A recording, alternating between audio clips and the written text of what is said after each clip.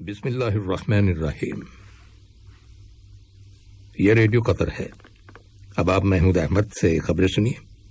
ابتدا میں پیش خدمت ہیں اہم خبروں کی سرخیاں۔ صاحب اسم امیر اور اردن کے فرمانروا کے درمیان ٹیلی فون رابطہ ہوا ہے اور صاحب اسم امیر نے کیمرون کے صدر کو مبارکباد کا برقی پیغام ارسال کیا ہے۔ قطر کی کابینہ نے شورا کونسل کے انتخابی نظام سے متعلق ایک قانونی مسودے کی منظوری دے دی ہے۔ وزارت صحت نے کہا ہے کہ ملک کے اندر کورونا وائرس کے مزید 522 مریض صحت یاب ہو گئے ہیں، جس کے بعد شفا پانے والے افراد کی مجموعی تعداد اب 2,09,773 ہو گئی ہے۔ اور اسرائیل اور فلسطینی تنظیم حماس نے غیر مشروط جنگ بندی کا اعلان کر دیا ہے، جس کے بعد طرفین کے درمیان غزہ میں 11 روز سے جاری لڑائی بند ہو گئی ہے۔ یہ تھیں اہم خبروں کی سرخیاں، اور اب سے چند لمحوں بعد تفصیل سے خبریں نشر کی جائیں گی۔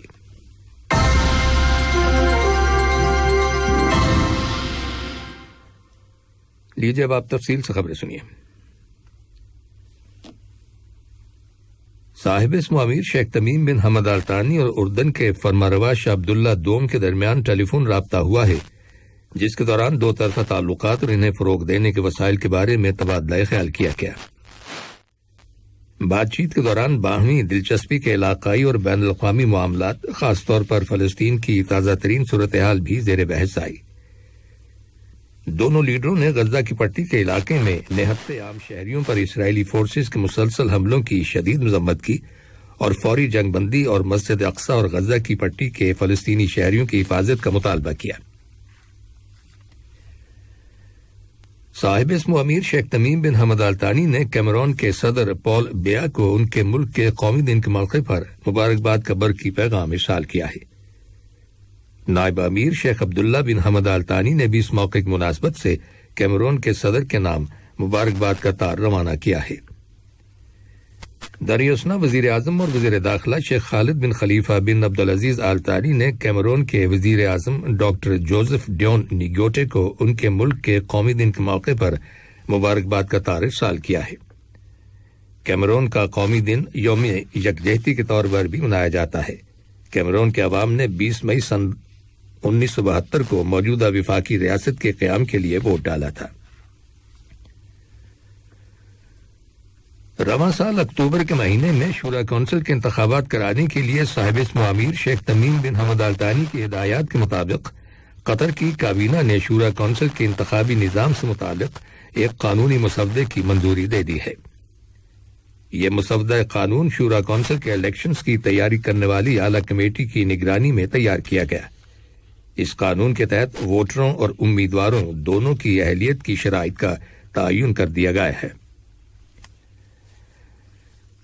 وزارت تعلیم اور اعلیٰ تعلیم نے سن 2021 کی ایکیڈیمک پالیسی یعنی تعلیمی پالیسی جاری کی ہے، جس کی روح سے قطر کے تمام پرائیویٹ اسکولوں اور کنڈرگارٹنز میں عربی اور اسلامی تعلیم اور قطر کی ہسٹری کی تعلیم کو کمپلسری یعنی لازمی سبجیکٹس قرار دے دیا گیا ہے۔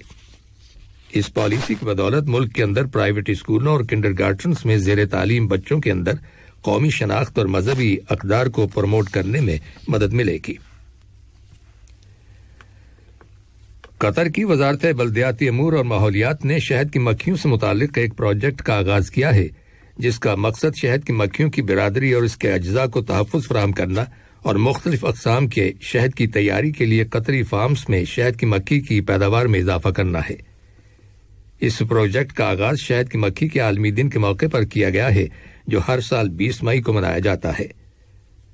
وزارت بلدیاتی امور اور ماحولیات نے اس دن کی مناسبت سے منعقد کی گئی تقریب میں شرکت کی، جس کا اہتمام اقوام متحدہ کے خوراک اور زراعت کے ادارے FAO نے کیا تھا۔ اب جبکہ ملک کے اندر کورونا وائرس کے کیسز میں بتدریج کمی واقع ہو رہی ہے، قطر کی وزارت اوقاف اور اسلامی امور نے کہا ہے کہ مساجد میں نماز اب اذان کے 10 منٹ بعد شروع ہوگی اور یوں ویٹنگ ٹائم میں 5 منٹ کا اضافہ کیا گیا ہے۔ وزارت کا یہ بھی کہنا ہے کہ جمعے کی نماز کے لیے مساجد دوسری اذان سے 20 منٹ پہلے کھولی جائیں گی۔ وزارت نے تمام نمازیوں کو یاد دہانی کرائی ہے کہ وہ کورونا وائرس کی روک تھام کے سلسلے میں عائد کردہ تدابیر اور پابندیوں پر سختی سے عمل کریں اور اپنے مسلح اپنے ساتھ لائیں، مسجد میں موجودگی کے دوران فیس ماسک استعمال کریں اور اپنے سیل فون میں لوڈ کیا ہوا اعتراض ایپ کا گرین سٹیٹس دکھائیں اور سوشل ڈسٹینسنگ یعنی سماجی فاصلے کو برقرار رکھیں۔ یہ خبریں ریڈیو قطر سے نشر کی جا رہی ہیں۔ قطر کی وزارت داخلہ کی متعلقہ اتھارٹیز ملک کے اندر کورونا وائرس کی روک تھام کے لیے عائد کردہ پابندیوں اور احتیاطی تدابیر کی خلاف ورزی کرنے والے افراد کے خلاف قانونی کارروائی کرنے کا سلسلہ بدستور جاری رکھے ہوئے ہے۔ اس ضمن میں اتھارٹیز نے 419 افراد کو حراست میں لینے کے بعد انہیں پبلک پراسیکیوشن کے حوالے کر دیا ہے۔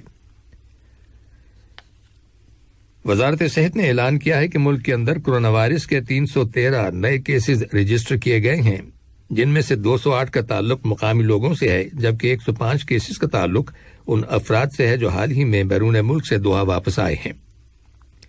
وزارت صحت نے کورونا وائرس کے مزید 522 مریضوں کے صحت یاب ہو جانے کی تصدیق کی ہے، جس کے بعد شفا پانے والے کورونا وائرس کے مریضوں کی تعداد اب 2,09,773 ہو گئی ہے۔ وزارت نے کورونا وائرس کے ایک مریض کے انتقال کر جانے کی بھی تصدیق کی ہے۔ دریاسنا کووڈ-19 نیشنل ویکسینیشن پروگرام کو ایک اور کامیابی حاصل ہوئی ہے اور 24 گھنٹوں کے دوران ملک کے اندر 40,000 سے زیادہ کورونا وائرس ویکسین کی ڈوزز لوگوں کو دی جا چکی ہیں۔ وزارت صحت کا کہنا ہے کہ کورونا وائرس کی ویکسین لینے والے اہل لوگوں میں سے 55% لوگوں کو ویکسین کی کم از کم ایک ڈوز دی جا چکی ہے۔ علاوہ ازیں 60 سال سے زیادہ عمر کے 89.5% لوگوں کو بھی ویکسین کی کم از کم ایک ڈوز دی جا چکی ہے، جبکہ 84% لوگوں نے دونوں ڈوزز حاصل کر لی ہیں۔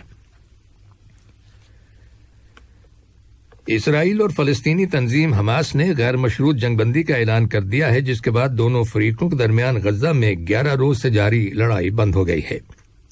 اسرائیل کے وزیر اعظم بنیامین نتن یاہو کے دفتر سے کل رات دیر گئے ایک بیان جاری کیا گیا، جس میں کہا گیا ہے کہ جنگ بندی کا فیصلہ اسرائیلی کابینہ کے اجلاس کے بعد کیا گیا، جس میں مصر کی جانب سے پیش کردہ جنگ بندی کی تجویز پر اتفاق ہو گیا تھا۔ فلسطینی مزاحمتی تحریک نے بھی فوری رد عمل میں کہا ہے کہ وہ بھی جنگ بندی کے معاہدے کا احترام کرے گی۔ یاد رہے کہ اس سے پہلے اقوام متحدہ کے سیکریٹری جنرل انتونیو گٹرس نے اسرائیل اور فلسطینیوں کے درمیان غزہ میں جاری لڑائی فوری طور پر بند کرنے کا مطالبہ کیا تھا۔ امریکہ کے صدر جو بائیڈن نے جنگ بندی کے معاہدے کا خیر مقدم کیا ہے۔ غزہ میں لڑائی کے نتیجے میں ہونے والی ہلاکتوں کی تعداد 230 ہو گئی ہے، جن میں 65 بچے بھی شامل ہیں، جبکہ اسرائیل میں 12 ہلاکتیں ہوئی ہیں اور غزہ میں 58,000 سے زیادہ فلسطینی بے گھر ہو گئے ہیں۔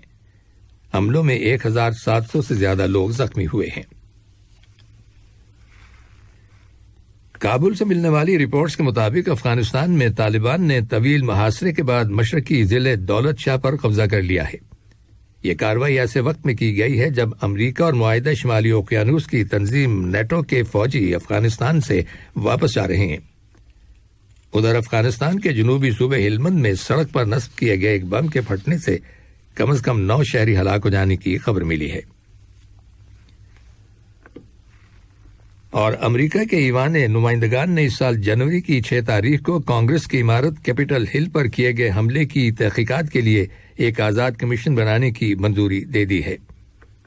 یاد رہے کہ 6 جنوری کو سابق صدر ڈونلڈ ٹرمپ کے سینکڑوں کی تعداد میں حامیوں نے کیپٹل ہل پر دھاوا بول دیا تھا اور وہاں توڑ پھوڑ کی تھی۔ اس واقعے میں 5 افراد ہلاک ہوئے تھے، جس کے بعد پولیس نے 400 سے زیادہ افراد کو حراست میں لینے کے بعد ان کے خلاف مقدمات درج کیے تھے۔ آخر میں اہم خبروں کی سرخیاں ایک بار پھر سن لیجیے۔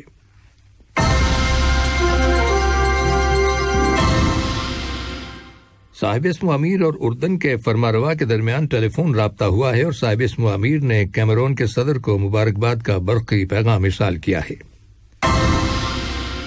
قطر کی کابینہ نے شورا کونسل کے انتخابی نظام سے متعلق ایک قانونی مسودے کی منظوری دے دی ہے۔ وزارت صحت نے کہا ہے کہ ملک کے اندر کورونا وائرس کے مزید 522 مریض صحت یاب ہو گئے ہیں، جس کے بعد شفا پانے والے افراد کی مجموعی تعداد اب 2,09,773 ہو گئی ہے۔